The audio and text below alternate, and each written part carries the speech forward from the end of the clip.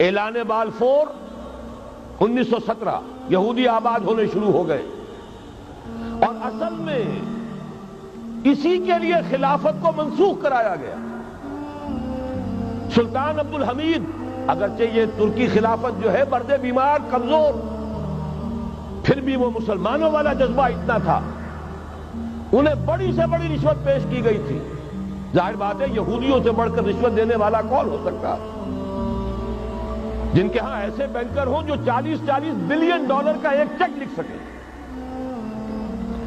پھر یہ کہ ان پر سیاسی دباؤ بہت ڈالا گیا، انہوں نے جب تک خلافت عثمانیہ برقرار رہی یہودیوں کو فلسطین میں آباد ہونے کی اجازت نہیں دی، کہ جو معاہدہ کیا تھا حضرت عمر نے رضی اللہ تعالی عنہ، خلیفہ ثانی نے، خلیفہ راشد نے، ہم اس کے پابند ہیں اور ہم یہاں یہودیوں کو آباد ہونے کی اجازت نہیں دیں۔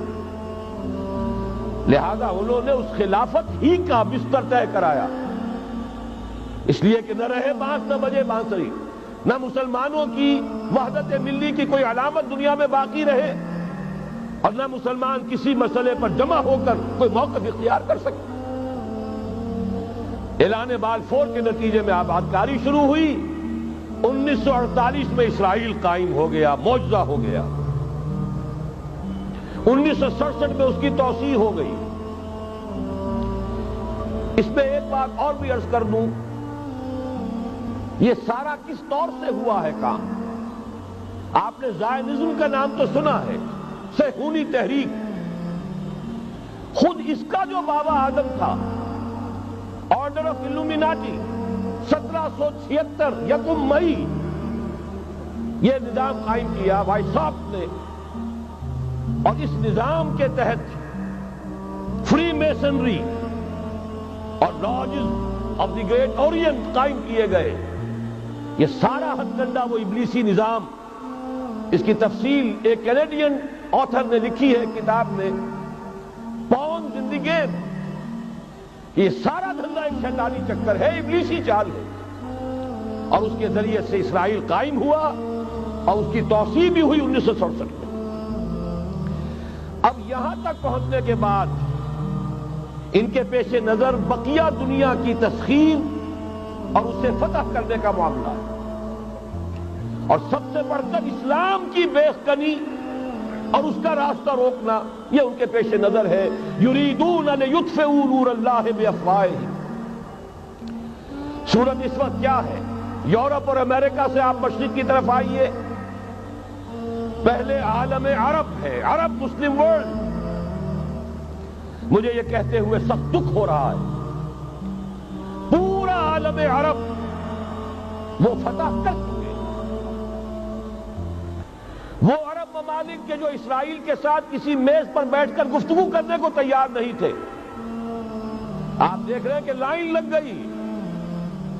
کبھی صرف انور سادات نے ریکگنائز کیا تھا، پوری دنیا میں شور مچا تھا، اس پر لعنت ملامت ہوئی تھی۔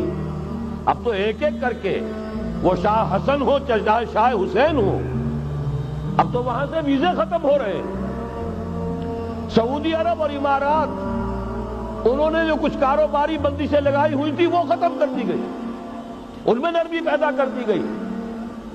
یہ صورتحال ہے کہ واقعتاً ان کی جو عالمی تسخیر کا پروگرام ہے وہ آگے بڑھ رہا ہے، اور بدقسمتی سے امت مسلمہ کا جو قلب ہے، اس امت کا قلب امیین پر مشتمل ہے۔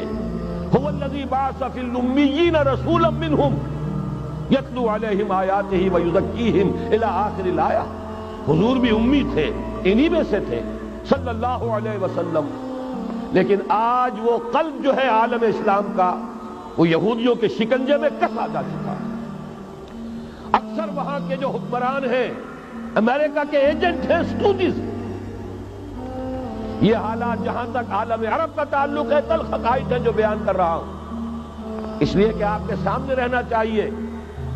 یہ جو اقبال نے کہا کہ دنیا کو ہے پھر مار گئے روح و بدن پیش، ابلیس نے پھر اپنے درندوں کو ابھارا، اللہ کو پامردی مومن پہ بھروسہ، ابلیس کو یورپ کی مشینوں کا سہارا۔ یہ دوبارہ ایک بہت بڑے پیمانے پر حق و باطل کا گھمسان کا رنگ پڑنے والا ہے۔ ملاحم کی جو حضور صلی اللہ علیہ وسلم نے پیشین گوئیاں فرمائی، الملحمۃ العظمیٰ، تاریخ انسانی کی عظیم ترین جنگ جو ابھی آنے والی ہے، اس کو سمجھ لیجیے اچھی طریقے سے کہ اس میں جو قوتیں ایک دوسرے کے مقابل آ رہی ہیں وہ کون سی ہے۔ نیو ورلڈ آرڈر کہنے کو امریکہ کے زیر قیادت ہے، حقیقت میں امریکہ خود یہودیوں کے پنجے میں ہے۔ یہ وہی ابلیسی طاقت ہے جو آگے بڑھ رہی ہے۔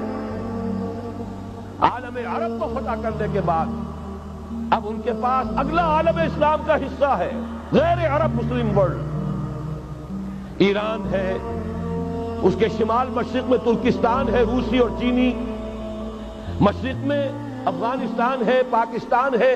یہ ایک بہت بڑا سالڈ بلاک ہے۔ اس کے بعد اگرچہ ہندوستان آتا ہے، بھارت، ظاہر بات ہے کہ وہاں مسلمان اقلیت میں ہیں سوائے کشمیر کے، لیکن یہ نوٹ کیجئے کہ وہاں بھی کم سے کم 15-18 کروڑ مسلمان موجود ہیں۔ آج بھی دنیا کا سب سے بڑا ملک جس میں مسلمانوں کی تعداد اور جن کی نفری سب سے بڑھ کر ہے وہ بھارت ہے۔ اس کے بعد پھر انڈونیشیا، ملائیشیا ہے، اس سے آگے ہے پھر فار ایسٹ، ابھی انہیں فتح کرنا ہے۔ نیو ورلڈ آرڈر کا یوں سمجھیے کہ ابھی یہ ہارڈ نٹ ٹو کریک، ابھی ایک لوہے کا چنا ہے چائنا کی شکل میں موجود۔ اور مجھے یاد آ رہا ہے ڈیگال کے الفاظ بہت سے لوگوں نے سنے ہوں گے، اس نے کہا تھا کہ ہم نے خامخواہ روس کو اپنا دشمن بنا لیا ہے، وہ تو ہمارا بھائی ہے، وائٹ ریسس، وہ تو بنیادی طور پر یورپین قوم ہے۔ Beware of the yellow masses of the east, تمہیں گھبرانا چاہیے، تمہیں خبر لینی چاہیے۔ وہ مشرق بعید کے جو زرد رو لوگ ہیں، China, Indo China, Japan, yellow races, ابھی اس نیو ورلڈ آرڈر کے لیے جو فتح عالم اور تسخیر عالم کا پروگرام ہے، اس میں پہلے غیر عرب مسلمان دنیا اور پھر یہ فار ایسٹ کا خاص طور پر یلو ماسز، یہ ہے کہ جنہیں ابھی انہیں ٹیکل کرنا ہے۔ اور اسی لیے میں عرض کرنا چاہتا ہوں، حقائق ہمارے سامنے رہنا چاہیے۔